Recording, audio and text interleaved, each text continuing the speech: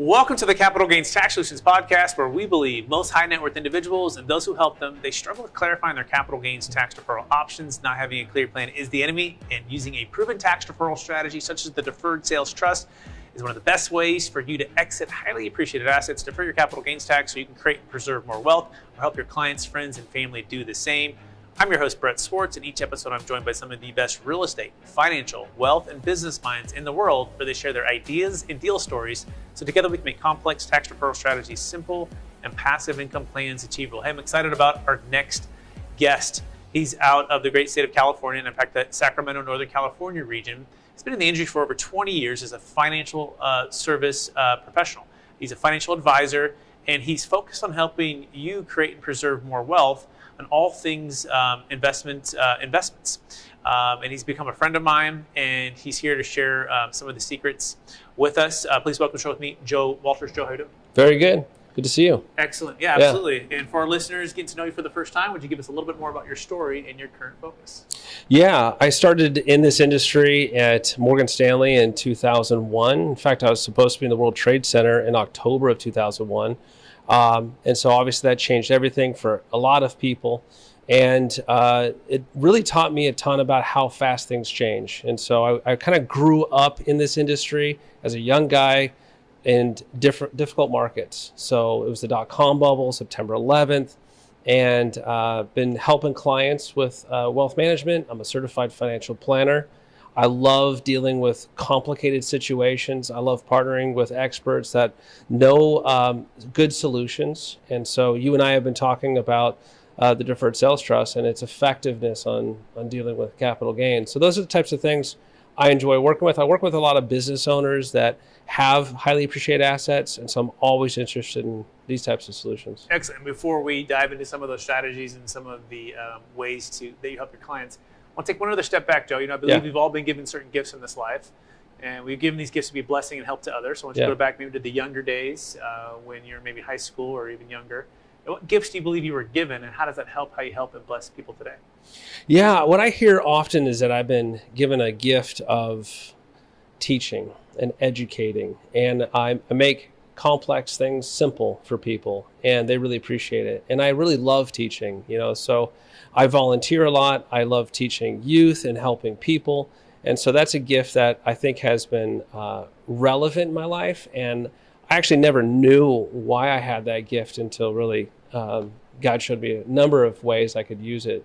So it's been amazing. And I get to talk to clients every day and educate them on not just what's going on in the world, but the complexities of the markets. And so I would say education. Education, making complex simple, and teaching people. Love it. And I think it's so important in today's market because there's a lot of changes going on. Yeah. So let's start right there, which kind of the macro market of the stock market, inflation, kind of the overall economy. What would you say the number one secret is to keeping a level head in today's environment? Yeah, I would say going into a storm with a strategy, like knowing that there's going to be cycles, right? That you never know when it's going to really hit, but you want to have a strategy that prepares you for it. And the second thing is, again, on education, is really talking to clients about it, helping them understand, communicate with them with what's going on and how their assets are responding to it. And I'd say third is looking for opportunity.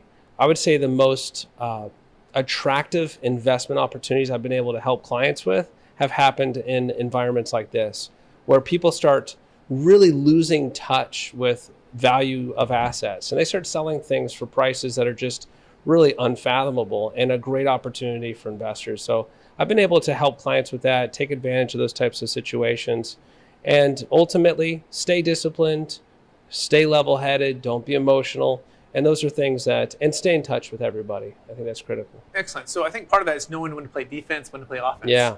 So what's the number one secret to walking and working through folks with different risk tolerances, right? And different life stages about playing defense versus playing offense? Yeah, I would say, it's interesting. This is an industry that's highly regulated. So a lot of the conversations people have about risk is they try to find out where their risk tolerance is, and then they push their portfolio to that tolerance, which really doesn't make a ton of sense. And what's more important is I find out from the client after doing an exhaustive financial plan, I say, okay, in order for you to hit your goals, you really do need to get this level of return.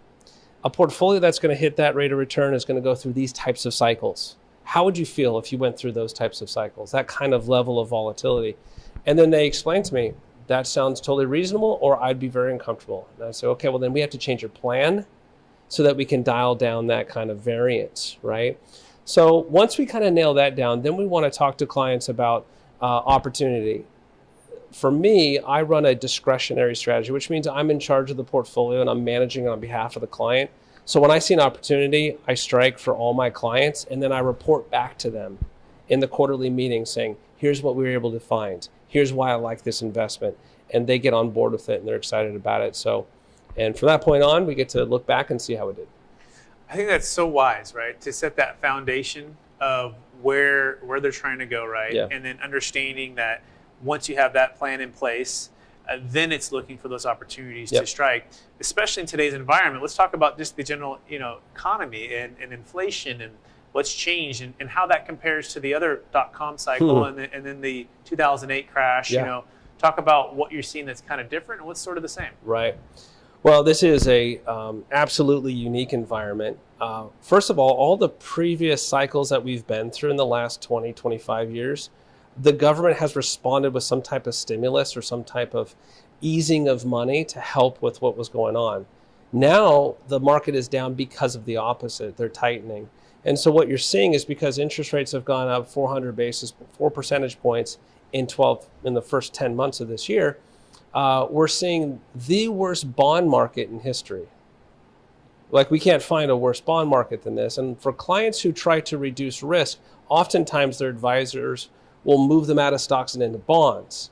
So now you have a bond index that's down 17%. It's just not been heard of, right? So what I did back in November is I got clients out of most of their bonds and I put them into some alternative investments that have a very low volatility structure, a history of making money every year, even if it's just a single base hit. And that was my way of trying to manage this storm that was coming. And so you really have to be tactical. What's different about this year is there's not many places to go for lower risk clients because the bonds are down so much. And I think a lot of clients are really trying to figure out, why is my portfolio down so much when I'm a conservative investor? So it's fascinating, right? Yeah. With the change and the kind of unprecedentedness of the history of the bonds being so down so low. Yep. So moving forward now, let's shift a little bit into a little bit of offense in the sense of preparing for exit planning, right? Yeah. We talked a little bit about the Deferred Sales Trust. Right. We're working on a live deal right now. Yeah. And it's for a client of yours who's selling a highly appreciated business/real estate asset. Yep. And let's talk a little bit about that without having name any names. Sure. Talk a little bit about like what he's trying to accomplish and maybe how the Deferred Sales Trust could be a great fit for him. Yeah, essentially with real estate, they had a buyer approach them and say they wanted to buy a certain dollar amount of these assets.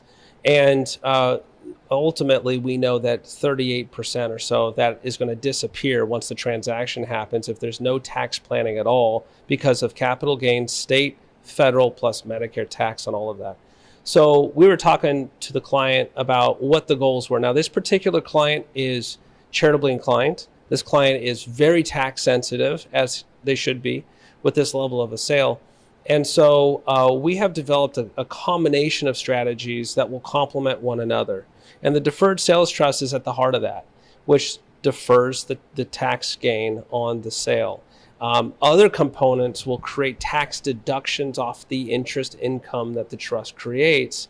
And then another component will create capital losses to really chip away over time the capital gain that's embedded that we're deferring. And so the cool thing about that is we use these three strategies over enough time period, we might be able to completely keep the government from taking all $3.8 million. Did I give the dollar away amount? My bad. But 38% would be able to stay in the pocket of the family and the heirs, and the income's higher, and even beneficiaries get more money and charities get more money. And so it's a win for everybody but the IRS. Yes, and at the same time too, though, he might not have sold the business if it wasn't for these tax, legal tax proven strategies. that unlock the ability for that new buyer to come in, buy it at about 10 million and maybe take it to 100 million and increase the employment and increase tax revenue there. So we do believe that the IRS does win, and it's a good thing for everybody. But that being said, the average millionaire, they said they have 7 different, forms of income, right? And in this scenario, maybe 1, 2, 3, maybe 4 different tax flow strategies. It's like the inverse. As you make the millions, now it's about, well, how do you receive it in a most efficient way? Perhaps you need 1, 2, 3, or 4 different tax flow strategies to receive it, right? It's like the flow, and currency is like the flow of money, right? And this is like the tax flow of exit planning. And so if you want to learn more about that, by the way, you can go to capitalgainstaxsolutions.com and also connect with Joe Walters. And we actually absolutely love to geek out about all these different strategies, and to think of it like in a Rubik's Cube, where we move this cube around and we work together to solve the challenge, to try to get as congruent as you can with your CPA, with the tax team that we have in place. So you can go to capitalgainstaxsolutions.com or look up Joe Walters. But Joe, that being said, are you ready for the lightning round? Yeah, let's do it. All right. Knowing what you know now, if you can go back to your 25-year-old self, what's the one golden nugget you make sure to tell yourself to do? I would tell myself to exercise. I didn't learn that until I was about 35. And increase energy, increase production, increase your ability to think clearly, and it's just been a really important part of our lives. Excellent. Question number 2: what's the number 1 book you've gifted or given the most in the past year? You know what? I don't gift books. I have probably 20 books at home that I'm supposed to be reading. I read often, but my wife said to me recently, she goes, "Honey, I see a lot of books coming in, and you're not reading them all. So why do you keep buying these books?" So I'm kind of hoarding books. So unfortunately, I should be giving those away more. But yeah. Question number 3: what's the number 1 leadership quote or theme that you strive to live by? When it comes to leadership, I believe in teams. I believe in working well with one another. And I really, Tom Collins wrote that book, Good to Great. I just find that to be the most helpful for me in any organization, is to find the best people and make sure that you've put them in the right position for them to thrive and really enjoy their work. And so I think people who have the right skill set or in the right positions really have a lot of fun working. Excellent. Last question, Joe. After all the success you've had, and helping all the people you've helped, how do you stay centered in your values, and how do you stay encouraged to charge forward to reach new heights? Well, I'm happily married. My wife is an incredible support for me for the last 22 years. I have 4 sons that I strive to provide for. They're 22, 18, 11, and 6. So I've put myself into a position where I really need to take care of them for a long time. And a lot of people at our church depend on me for wise counsel. So I seek, I'm always seeking wisdom and sharing it with people around me. Amazing. Joe, I encourage you to keep using the gifts and talents you've been given to help people create and preserve more wealth with their finances, and also just be a great leader in the community. For our listeners who want to get in touch with you, what's the best place for them to find you? rjlegacywealth.com, rjlegacywealth.com, and you can find contact info there, and we can start a conversation if you need some assistance. Awesome, Joe. Thanks for being on the show. I also want to thank our listeners for listening to another episode of the Capital Gains Tax Solutions podcast, also streamed on Expert CRE Secrets, where we believe most high net worth individuals and those who help them, they struggle to clarify their capital gains tax deferral options. Not having a clear plan is the enemy, and using a proven tax deferral strategy such as the Deferred Sales Trust and getting with a certified financial planner like Joe Walters, who's going to think outside the box, who's going to bring other strategies to the table too, so you can have a tax flow exit plan, not only on the exit, but also on the exit of the funds that are coming back to you, is so valuable that you've got to take action. You want to connect with Joe, connect with me, you can go to capitalgainstaxsolutions.com. You can also check out the new book that's coming out. It's called Building a Tax Deferral Exit Strategy. And it's kind of my journey on the Deferred Sales Trust and how it all came about. We have people like Kevin here from Shark Tank in the book, and others as well. So you can check that out on Amazon, coming to Amazon real soon, Building a Tax Deferred Exit Strategy. Hey, thanks so much for listening. Please rate, review, subscribe. Please share this so it can